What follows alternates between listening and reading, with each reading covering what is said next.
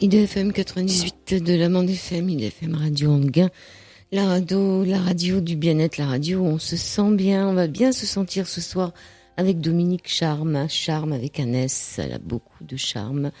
Après une expérience en entreprise de 20 ans, elle est devenue formatrice en entreprise en 1994 et elle est coach depuis 2000 en cabinet.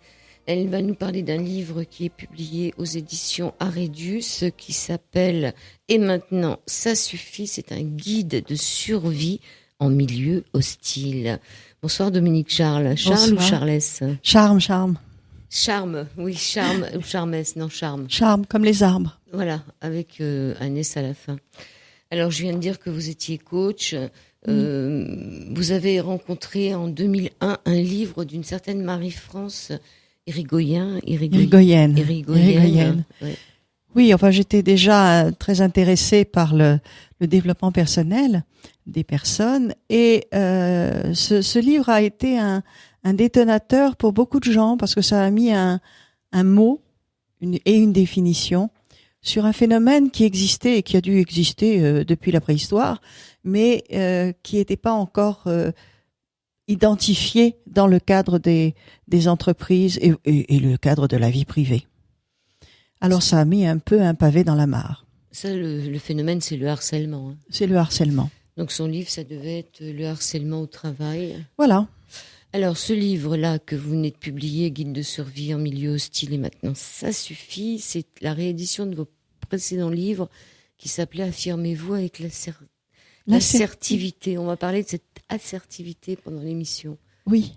Oh, c'est génial ce truc. C'est une méthode de communication, mais que tout le monde peut acquérir, je vais dire relativement facilement, à son rythme.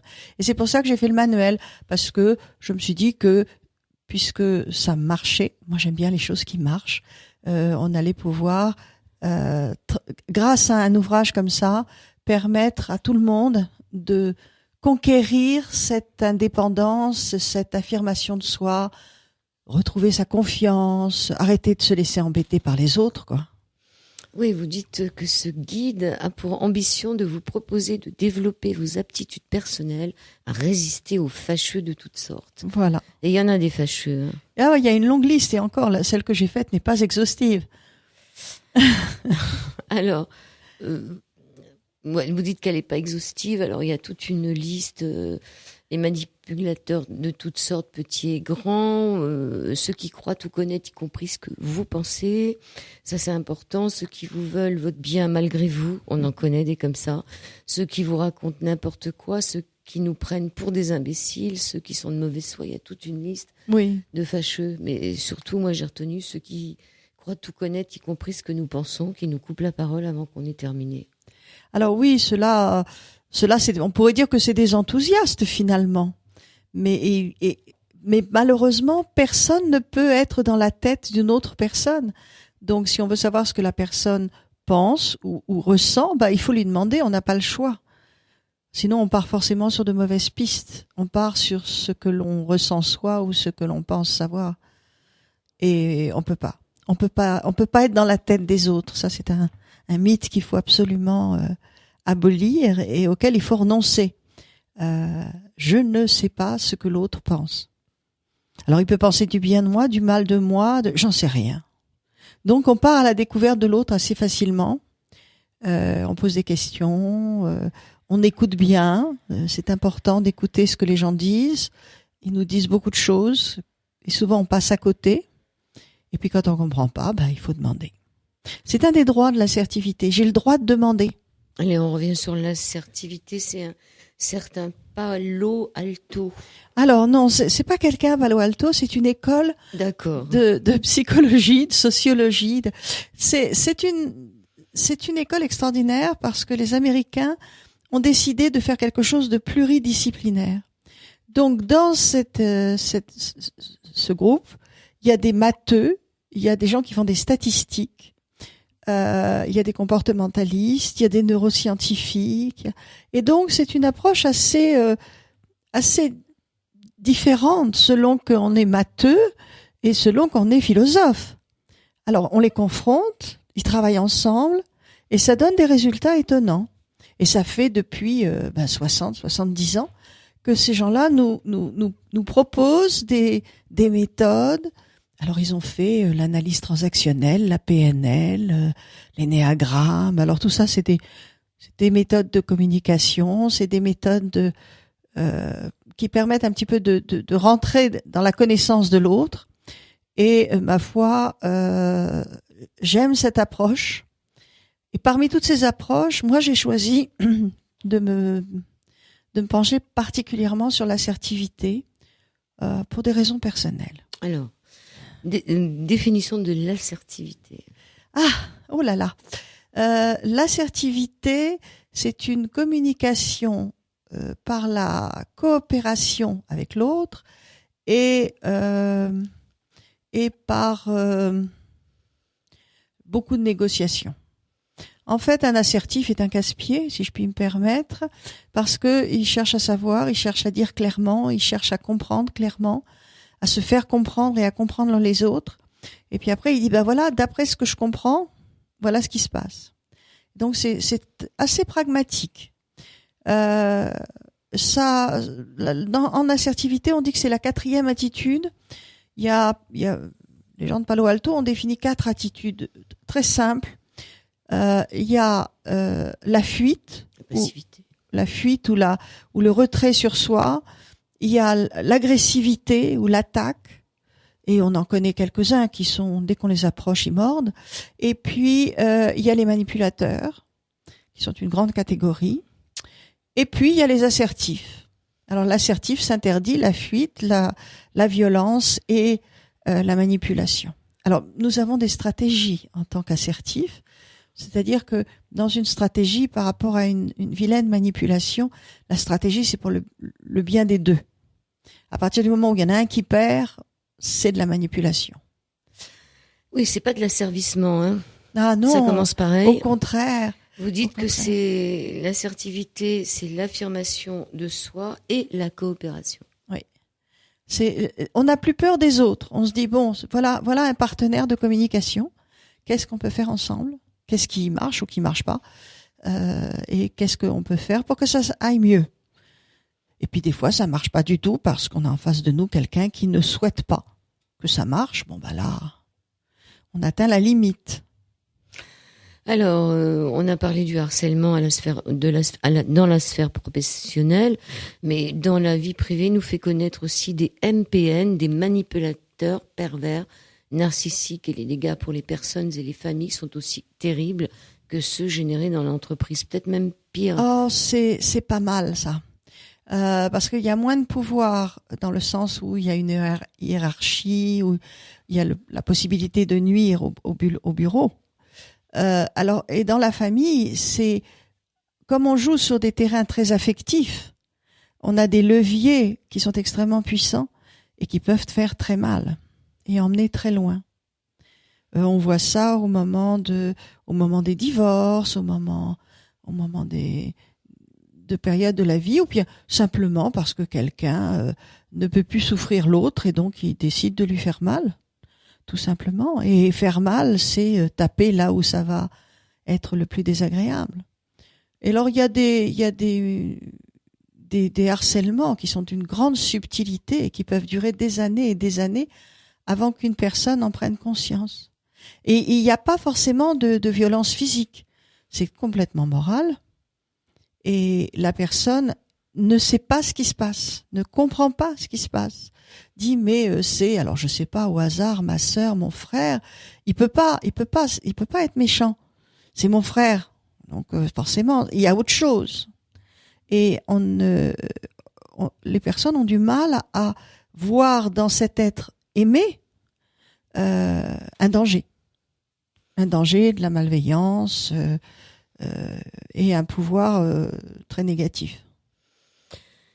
Donc vous dites que le harceleur associe 3 aspects, la manipulation, le désir de nuire ou de prendre de l'ascendant sur les autres pour avoir du pouvoir, et cela sans aucun remords ni empathie pour ses victimes.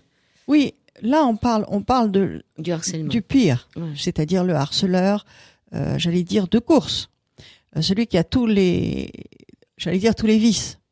la manipulation pour créer des situations d'inconfort, et une prise de pouvoir pour rabaisser l'autre, lui faire ce qui est pas bon pour lui.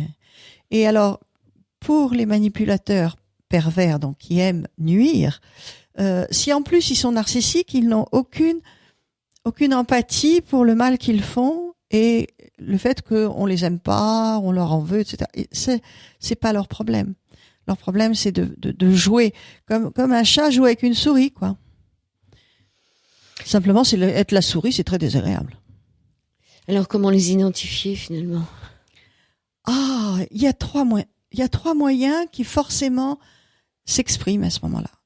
D'abord, on comprend pas ce qui se passe. C'est pas logique. C'est pas normal. C'est pas comme ça que j'aurais fait. Mais pourquoi cette personne me dit ça? Enfin, on comprend pas. La deuxième chose, c'est que cette personne cherche en général à vous culpabiliser. Avec des jeux psychologiques du style ah bah si t'étais pas là, ça se serait mieux passé. Bah oui, mais franchement, on peut rien te demander. Vous voyez, des petites phrases assassines comme ça pour culpabiliser la personne. On la fait douter, on la culpabilise. Ça, c'est les deux choses qui sont vraiment les plus performantes.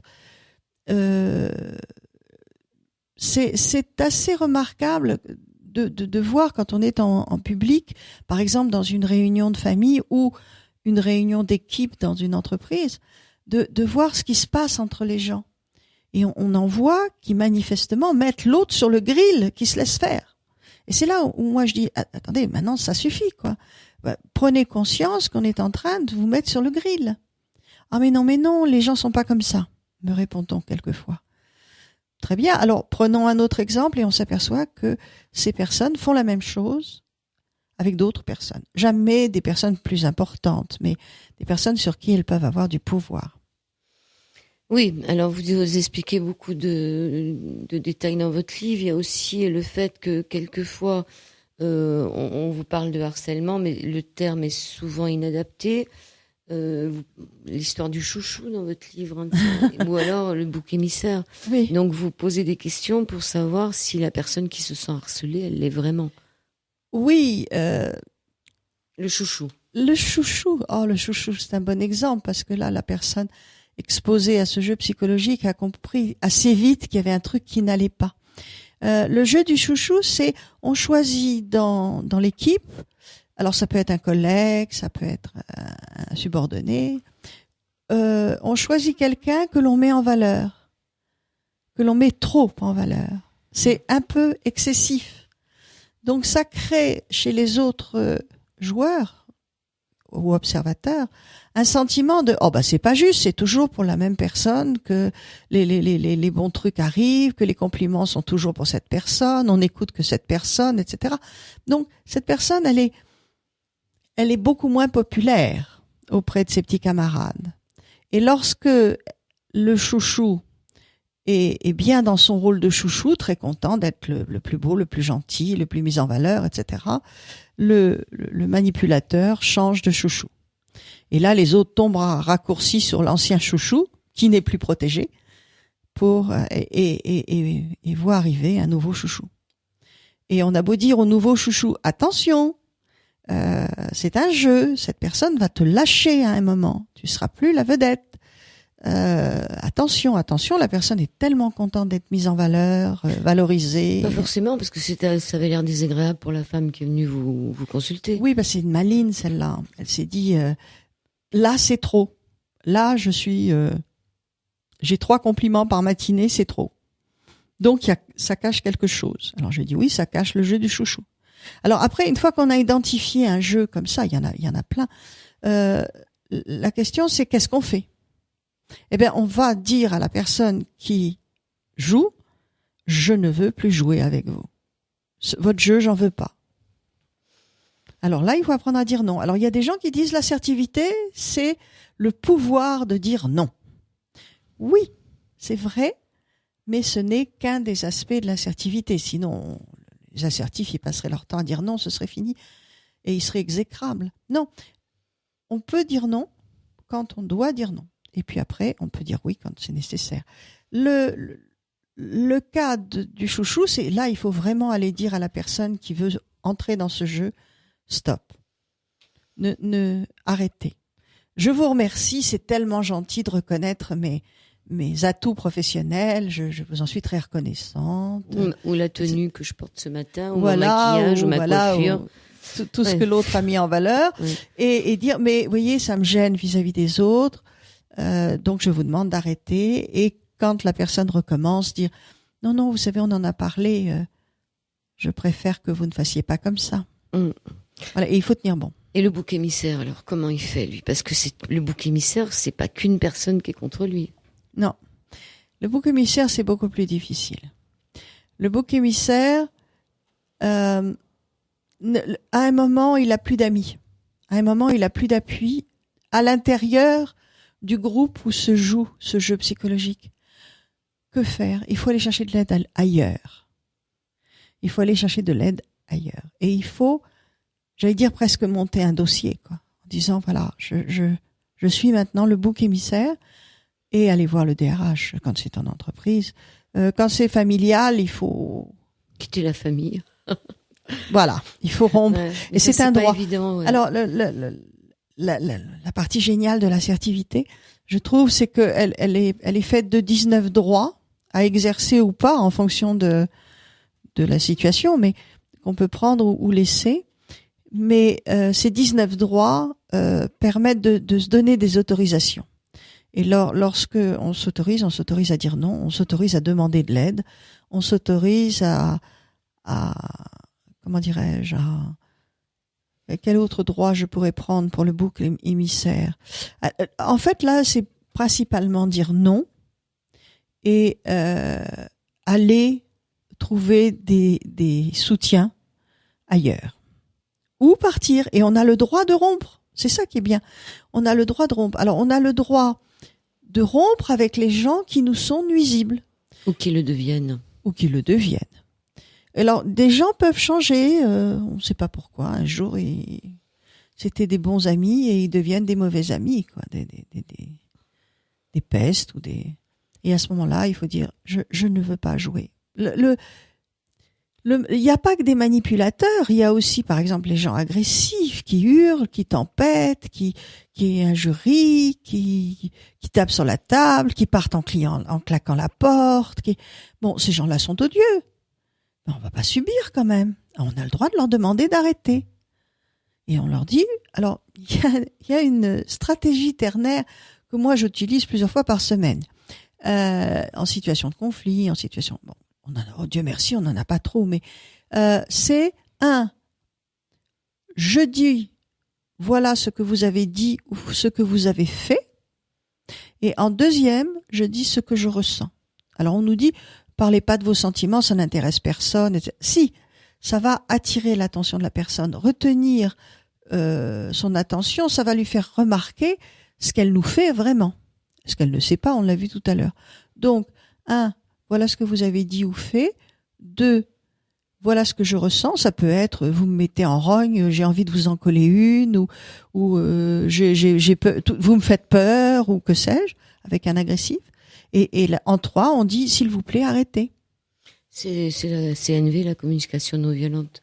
Oui, bien sûr. C'est important, mais qui arrive à faire cette communication-là? C'est compliqué. Alors, c'est pas instantané, mais compte tenu des avantages qu'on en tire, on réussit une fois, on continue. Et le manuel est conçu uniquement pour pouvoir le faire quand on en a besoin. Vous choisissez un droit qui vous paraît accessible, donc pas les choses compliquées, et vous développez ce droit. Par exemple, j'ai le droit de ne pas me soucier du jugement des autres. On vous dit, je sais pas, t'es moche, t'es bête, et ben vous dites, c'est intéressant. Qu'est-ce qui vous fait penser ça?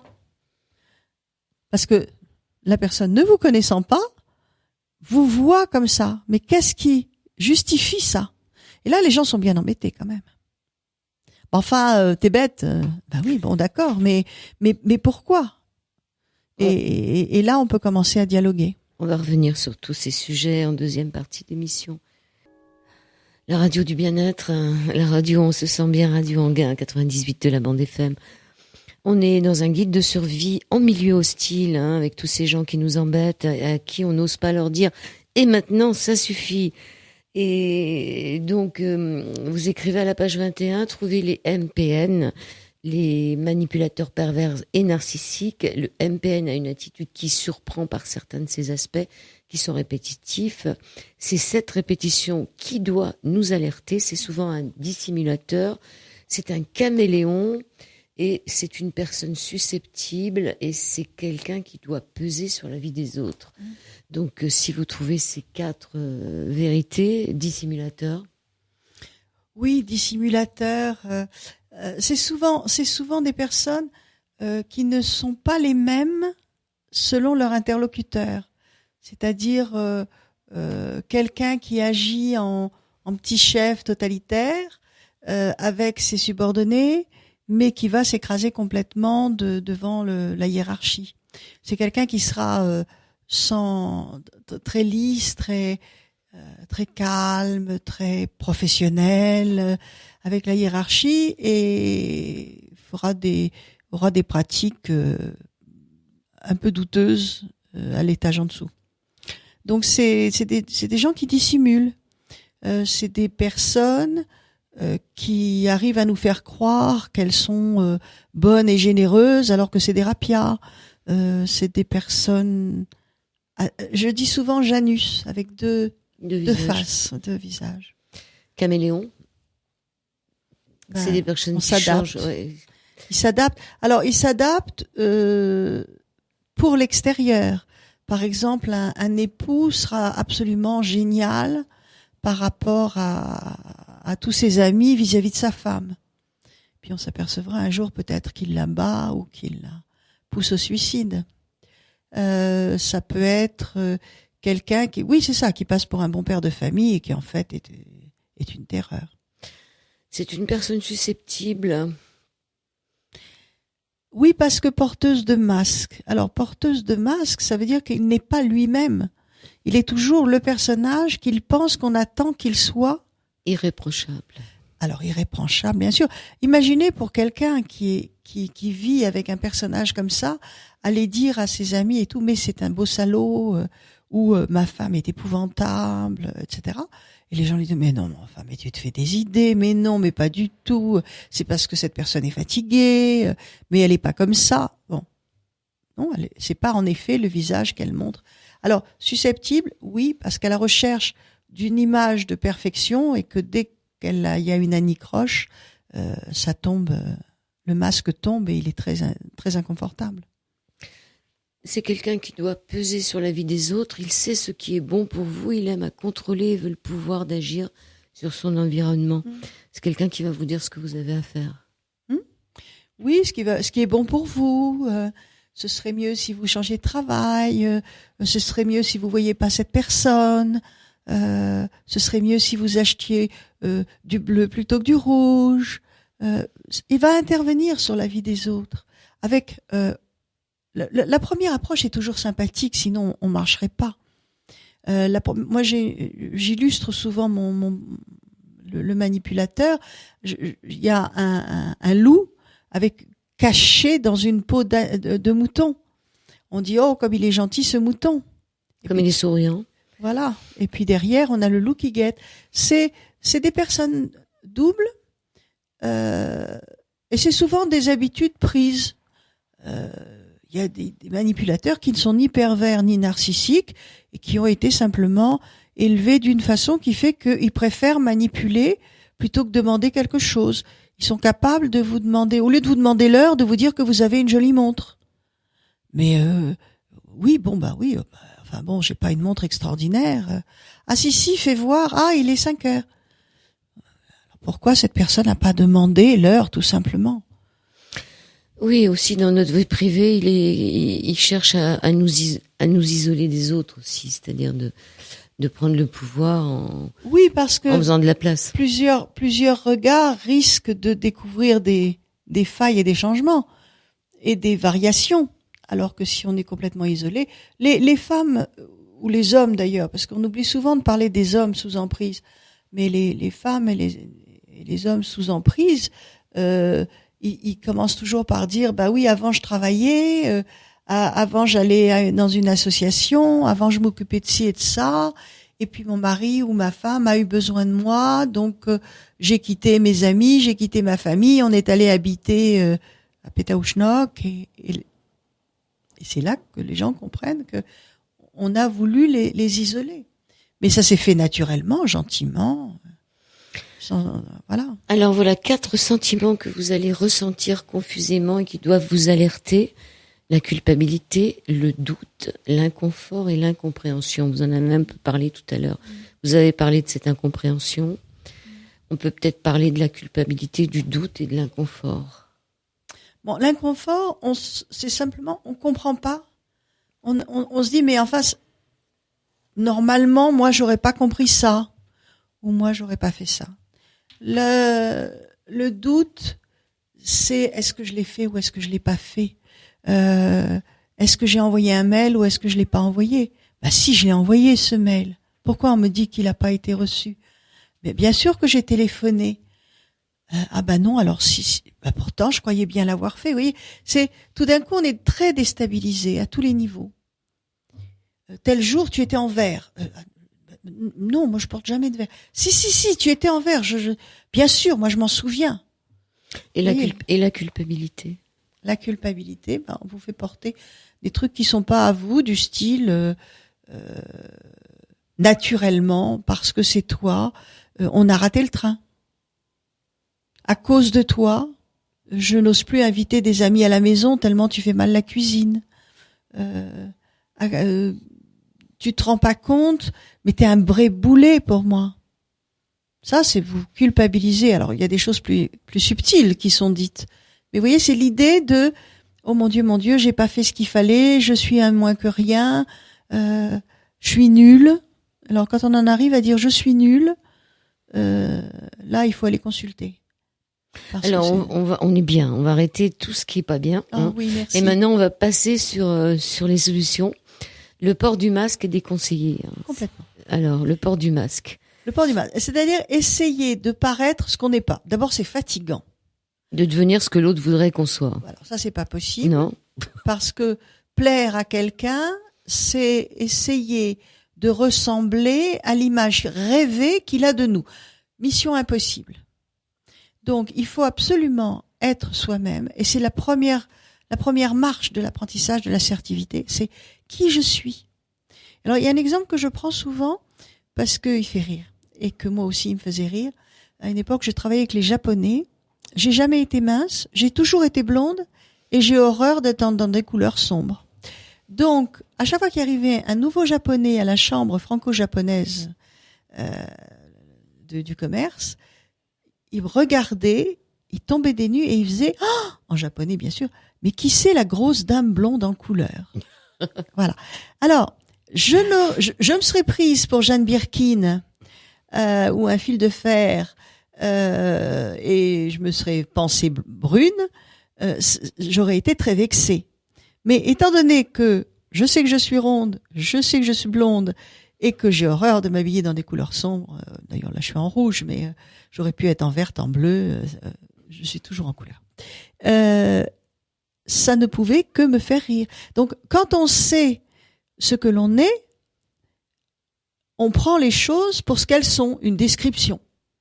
Si je ne m'acceptais pas telle que je suis, ben je prendrais ça comme une injure, comme un vilain surnom. Mais là non, c'était rigolo. J'étais repérée.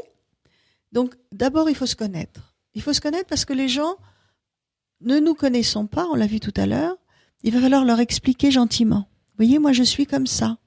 Moi par exemple, si vous appuyez sur certains boutons, ça va me mettre en rogne. Alors je vous le préviens avant, comme ça vous savez, il y a des choses qui me mettent en rogne. Mais c'est pas grave, maintenant vous le savez, vous le ferez pas. Mais ça vous met pas en rogne. Alors c'est bien aussi de vérifier l'étiquette, de toutes ces étiquettes qu'on nous a collées depuis qu'on est enfant. Comment on peut les décoller, ces étiquettes? D'abord, c'est quoi ces étiquettes? C'est souvent les personnes qui nous ont connus jeunes nous voient toujours dans cette même période. Et pendant les années suivantes, nous, on a fait notre bonhomme de chemin, on a évolué, on a changé, Et vous serez toujours la môme. Et voilà. J'ai une histoire de haricots verts comme ça dans le livre. Racontez l'histoire. L'histoire de haricots verts. Une jeune femme a rencontré son fiancé, enfin son futur époux, et puis sa belle-mère a cru comprendre qu'elle n'aimait pas les haricots verts, qu'elle aimait les haricots verts, et lui a fait des haricots verts pendant 6 ou 7 ans, en lui disant j'ai fait des haricots verts pour vous, ce qui coinçait cette pauvre jeune femme qui disait je vais pas quand même lui dire que j'aime pas les haricots verts. Et plus le temps passait, moins elle aimait les haricots verts. Moins elle pouvait lui dire. Et un jour, elle a lâché le morceau en disant mais vous savez, je n'aime pas les haricots verts. Et sa belle-mère lui dit mais enfin pourquoi vous avez attendu si longtemps pour me le dire? Elle lui a dit ma pauvre. Elle m'a dit ma pauvre. Elle lui a dit ma pauvre. Voilà. Donc c'est très libérateur de se montrer tel qu'on est. Et contrairement à ce que j'en pense, ça complique la vie de ceux qui voudraient nous faire rentrer dans des jeux particuliers. Parce que si on n'a rien à cacher, on n'a pas grand-chose à craindre. Dès qu'on met un truc sous le tapis, il y a des gens qui vont essayer de savoir pourquoi on cache, pourquoi. Si les gens vous disent mais alors vous aimez pas conduire, vous pouvez répondre oui ou non selon que vous aimez ou pas conduire. L'intérêt de dire ce qu'on pense, l'assertivité permet de développer, lorsque vous l'aurez acquise dans votre fonctionnement, un confort certain face à vos interlocuteurs dans les relations de toutes sortes que vous rencontrez dans toutes les circonstances professionnelles mais autres aussi. Donc intéressant cette assertivité. Il y a tout un tas d'exercices à faire dans votre livre où on doit être le plus honnête possible. Mm-hmm. Et donc il faut répondre par vrai ou plutôt vrai, faux ou plutôt faux. Et des fois, on est les deux quand même dans les questions. Hein. Donc, qu'est-ce qu'on coche? Plutôt vrai ou plutôt faux?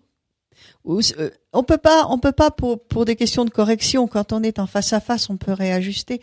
Mais dans un livre comme ça, on est obligé de trancher. Donc, si on est le plus proche de ce que l'on est, à la fin, on a un résultat cohérent. Mais on peut pas faire autant de nuances que je le fais, par exemple, en coaching. Mais les exercices permettent quand même d'avancer parce que ça, justement, le fait d'avoir à se poser la question, mais enfin, ça, c'est comme ça pour moi ou c'est autrement, vous clarifiez vos idées et face à d'autres personnes, vous avez le droit de dire, écoutez, je sais pas. Oui, ça, on n'est pas obligé d'avoir une réponse à tout. Bien sûr. Devenez assertif en 19 droits de conquérir. Donc, c'est le but du livre aussi, c'est le chapitre 5, 19 droits. Le premier des droits, c'est le droit d'être important ou importante. Oui. Ça, c'est bien. Vous vous rendez compte que vous êtes quelqu'un d'important? Forcément, oui, on a tous appris, non, quand même, ça manque de modestie. Pour qui tu te prends? Pour qui tu te prends, etc. Bien sûr, on l'a entendu. Mais on est quand même des gens importants. On est tous importants. On a tous quelque chose à apporter aux autres. On a tous des capacités, des compétences, et des sentiments importants. Et donc, nos sentiments à nous sont importants. Les valeurs que nous portons, que nous avons choisies, sont importantes. Dans un chapitre, il y a un petit jeu petit exercice, sur les valeurs. Pour vous, qu'est-ce qui est important, quoi? Qu'est-ce qui vous fait lever le matin? Qu'est-ce qui vous fera descendre, manifester dans la rue? Parce que pour vous, c'est important et on n'a pas le droit de marcher dessus. S'autoriser à être une personne importante pour soi, mais aussi pour les autres. Parce que c'est aussi intéressant de se dire qu'on peut l'être pour les autres. Mais on est important pour certaines personnes, on est indispensable à certaines personnes. Et on est important. De manière... on met cette importance où on pense qu'on doit la mettre, mais je pense que chaque être humain a le droit d'être respecté pour ce qu'il est. Ça sera le sujet de la 3e partie d'émission. Je pense que l'histoire du respect et de se faire respecter, c'est pas donné à tout le monde. Allez, Debussy, à toi. Qu'est-ce que c'est bon, ce Debussy. C'est un clair de lune, bien sûr. Vous avez vu que la lune est grosse. Bientôt être entière dans le ciel. Nous finissons cette émission avec Dominique Charme sur l'antenne d'IDFM sur le 98 de la bande FM ou sur idfm98.fr sur le net. Et on a toujours ce guide de survie en milieu hostile. Et maintenant, ça suffit, c'est aux éditions Arédus. On parlait du respect. Alors, le respect, être respecté et aussi demander le respect. C'est difficile parfois, Dominique Charme, de se faire respecter. C'est-à-dire, ça dépend à quel niveau on est d'affirmation de soi et de confort avec soi-même.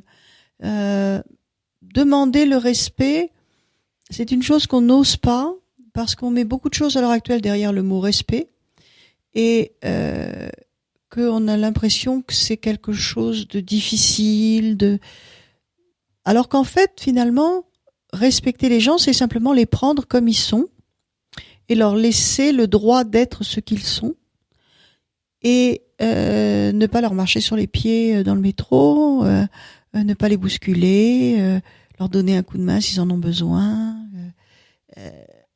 respecter leur travail, respecter leur personne. Et quand les gens ne vous respectent pas, on ressort la petite stratégie ternaire. Quand vous me faites ça, ça me fait comme ça, hein, et donc il faut arrêter. Donc on peut très bien dire, quand vous me coupez la parole en public, en réunion, ou que vous me faites des reproches à la table familiale, moi ça me plaît pas du tout, je trouve que c'est un manque de respect, donc laisse-moi finir mes phrases, ou bien laissez-moi présenter mes projets. Le danger quand on n'est pas respecté, c'est de se sentir trop agressé et de réagir dans l'agressivité. Ou alors, autre cas, de rien dire et d'avoir du mal à le digérer, ce qui est très inconfortable aussi. Donc il faut apprendre, alors c'est facile à dire, mais soi-même déjà, à se respecter soi-même et à dire voilà, écoutez, moi ça ne me plaît pas, votre manière de faire ne me plaît pas. Et comment vous pourriez faire autrement? Alors demander des choses pour soi et même s'en offrir, de temps en temps se faire un cadeau et demander des choses pour soi. Oser demander à l'autre ce qu'on a besoin. Oui. C'est pas donné à tout le monde. Non, mais que d'occasions ratées. Demander à sortir, aller à une soirée, demander. Les enfants font ça très bien. Les enfants, ils ont besoin d'un câlin, ils se précipitent sur vous, ils vous prennent dans leurs bras, ils vous font un petit câlin, et quand ils ont leur quota de câlin, hop, ils s'en vont. Les animaux aussi. Les animaux aussi. Les adultes, on se retient. À mon avis, on a tort. Je conseille aux personnes qui sont en couple de demander un câlin à leur conjoint. Ça donne, la première fois, ça surprend, mais pourquoi pas? Pourquoi pas demander des choses dont on a besoin? Alors, c'est pas forcément des cadeaux, mais demander de l'attention, demander une demi-heure de balade à deux quand on est en couple et qu'il y a des enfants, ce qui est quand même le summum du luxe quelquefois quand ils sont petits. Demander du temps, demander. Alors, on est très fort en général pour demander pour les autres. Ah, alors là, demander pour machin chose, s'il peut partir plus tôt le lendemain, on le fait. Par contre, est-ce que moi, demain, je peux partir plus tôt parce que j'ai une obligation? On a du mal. Alors, pourquoi? J'en sais rien.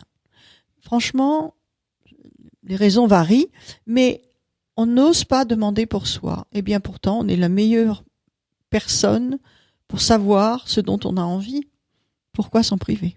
Demander et donner. J'ai entendu un lama qui disait que tout est nourriture sur cette terre, que ce qu'on ne nourrit pas meurt.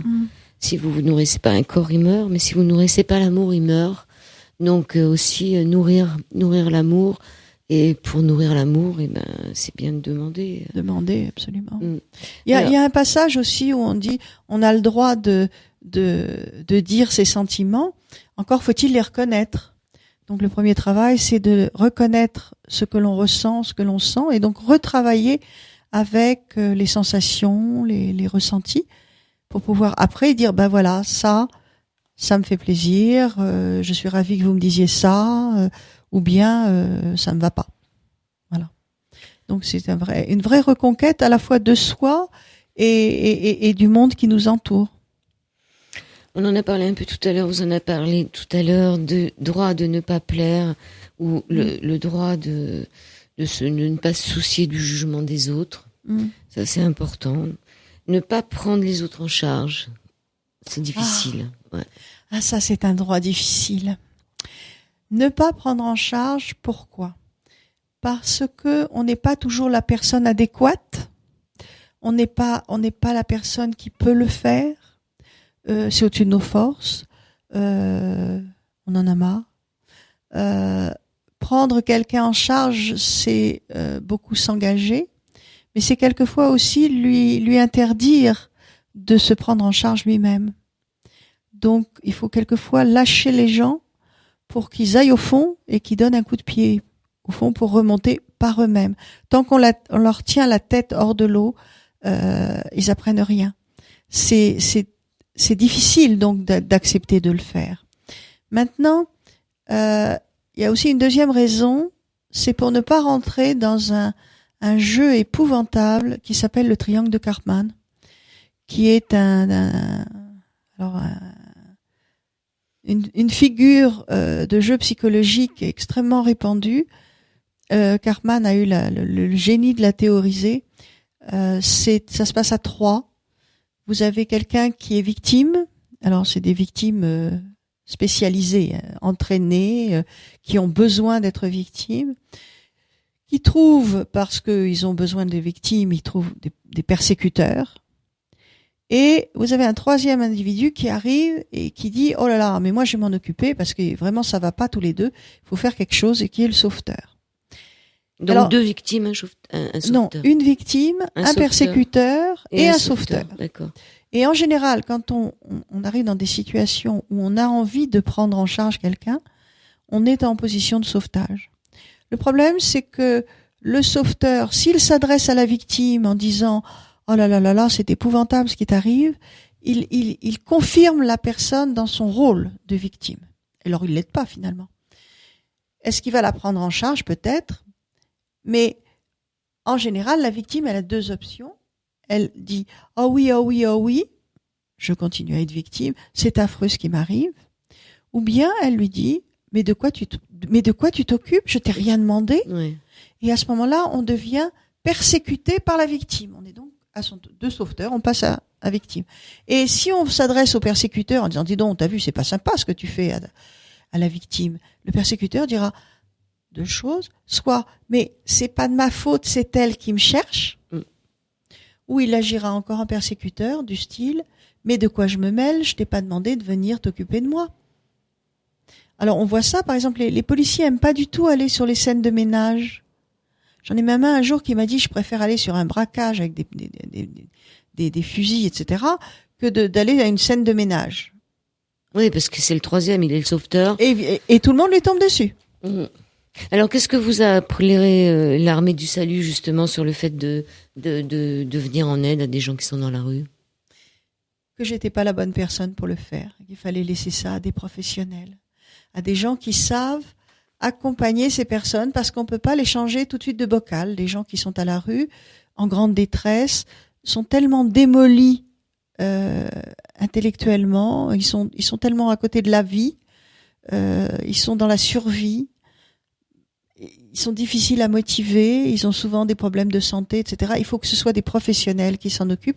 On n'est pas la bonne personne. Et là, le droit de je peux pas prendre en charge s'applique complètement. Je ne suis pas qualifié pour.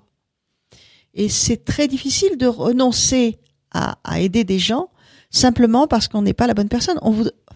Certaines personnes aimeraient bien aider tout le monde. Et c'est impossible. On n'a pas forcément les compétences pour. Donc le droit de parler positivement de soi-même, même si on n'a pas les compétences pour sauver la planète. On va rigoler un peu quand même. Sauver la planète. En effet, c'est pas à la portée de tout le monde. Mais on peut faire la stratégie du colibri, c'est-à-dire faire juste sa part et c'est déjà pas mal. La question était, excusez-moi. De parler positivement, c'est pas une question, c'est une affirmation. On a le droit de parler positivement de soi-même, parce qu'on a aussi ça fait partie des 19 droits qu'on a sur l'assertivité. Alors ça, c'est pas facile en France, parce que dès qu'on dit je suis excellente, les gens vous disent attention à tes chevilles. Ouais, t'as pas les chevilles qui montent. C'est pas évident. Donc on est obligé de feinter un peu en disant c'est moi qui l'ai fait. Est-ce que vous aimez mon gâteau? J'ai eu beaucoup de plaisir à le faire. Autrement dit, je sais faire les gâteaux. Et on est obligé de dire si on réussit un projet au-delà des objectifs, de dire vous êtes bien d'accord. L'objectif c'était 100. Vous avez vu, nous sommes arrivés à 130 grâce à mon management. Là on s'envoie des fleurs. Oui, mais ça passe dans le reste. C'est un mot que n'utilise pas, c'est la congratulation. Oui. C'est un mot qu'on n'utilise pas en France, se congratuler, c'est-à-dire Non, alors qu'il y a des pays, et c'est là où on voit que ça vient des États-Unis, il y a des pays où on n'arrête pas de se complimenter. Ouais, c'est peut-être un peu trop aussi. C'est comme ça. Bon, c'est comme ça. Le droit de rompre, on l'a dit avec une personne qui commence à nous embêter, le droit de prendre son temps et le droit de faire des erreurs. Alors, prendre son temps, ça veut dire aussi respecter ses rythmes biologiques surtout. Il ne s'agit pas de traîner, mais il s'agit de protéger sa vie privée et sa vie professionnelle. Et sa santé. Donc on s'écoute un peu pour respecter ses rythmes. Et il faut les connaître si on est du matin, du soir. Alors si on est ni du matin ni du soir, c'est un peu plus compliqué. Mais bon, on a. Qu'est-ce qui se passe si on est ni du matin ni du soir? C'est souvent les nuiteux, les gens qui sont bien la nuit, qui sont très efficaces la nuit. Alors ceux-là, il faut qu'ils aillent travailler dans des contextes où on leur demandera de donner le meilleur d'eux-mêmes entre 10 heures du soir et 5 heures du matin, quoi. Voilà. Alors, respecter, prendre son temps, c'est aussi accepter que les autres prennent leur temps. Et malheureusement, dans des équipes, on n'a pas que des clones. Il y a ceux qui sont bons le matin, ceux qui sont bons le soir, ceux qui sont rapides, ceux qui sont un peu plus lents. Et c'est ça la difficulté de travailler en équipe. Donc, on est obligé quelquefois de s'obliger à dire attention, j'ai le droit de prendre mon temps. Les autres ont aussi le droit de prendre mon temps. Et là, on est dans quelque chose qui est très important dans l'assertivité, c'est que les 19 droits que je m'autorise, je les autorise aussi aux autres. Oui, ça, c'est important de le dire. Et oui. Et alors, quand moi j'ai le droit de dire non, eux aussi, et il faut le gérer, et puis c'est tout. Ils ont le droit à l'erreur, ils ont le droit aussi d'exiger et d'insister. Il nous reste peu de temps, donc vous donnez des ateliers. Oui. Comment ça se passe? Vous donnez des ateliers uniquement pour les entreprises ou... Non, de temps en temps, j'organise des ateliers avec des associations, dans des entreprises aussi, mais avec des associations ou en inter. Je donne des rendez-vous et les gens s'inscrivent. On peut les trouver sur mon site. Dominique Charme avec un S, tout attaché, Dominique, comme ça s'écrit. IQE, Charme, tout attaché avec un S.com. Voilà. Donc, et ce livre, Guide de survie en milieu hostile, et maintenant ça suffit, c'est les éditions Arredius. Il nous reste quelques temps. Qu'est-ce que vous attendez? Vous êtes parti sur une autre histoire? Oui, mais c'est pas encore tout à fait prêt. Alors vous avez le droit de ne pas le dire. J'ai le droit de pas le dire. Ça fait partie de l'assertivité. Par contre, pour finir, moi j'aimerais bien dire que l'assertivité, ça aboutit à beaucoup de sérénité. Et j'ai pu constater, pour moi d'abord, et puis pour les gens que j'ai accompagnés dans l'acquisition de cette assertivité, j'ai remarqué que les gens sont plus sereins, ont moins peur des autres, et que la vie est quand même plus facile. Oui, si on arrive aussi à calmer les autres, ça peut être sympa. Voilà, ça peut être sympa. Si on arrive à, comme vous le dites, s'il y en a un qui arrive à comprendre que quand tu me fais ça, finalement, moi ça me fait ça, qu'est-ce qu'on peut faire pour que ça me fasse plus ça? Si on arrive à, avec la communication, l'ancienne communication non violente, de s'exprimer sans violence pour que l'autre comprenne qu'il nous fait du mal et que peut-être il y a une solution pour s'en sortir, ça peut être une bonne chose. Voilà. Donc ça apporte beaucoup de sérénité et ça me réjouit toujours quand je vois des gens qui repartent après avoir appris et travaillé, parce que ça se fait pas en un jour, hein, mais ils sont contents, ils repartent et ils sont plus à l'aise dans leur relation avec les autres. Une phrase pour terminer l'émission, une phrase, une citation, quelque chose qui vous viendrait à l'esprit? Eh ben, je dirais qu'il est important quand on acquiert l'assertivité, d'aller à son rythme. C'est pas une course de rapidité, c'est une balade qu'on fait dans l'assertivité et qu'on développe petit à petit. Donc on fait les exercices à la suite. Pas forcément à la suite, on peut les picorer en fonction de ses envies, en fonction de commencer par les droits qui nous paraissent les plus faciles surtout. Je vous déconseille de commencer par le droit de rompre, qui est quand même un des plus coriaces. Un plus difficile. Voilà, mais aller à son rythme. Merci beaucoup Dominique Charme, merci beaucoup. Merci à vous. À très bientôt, merci.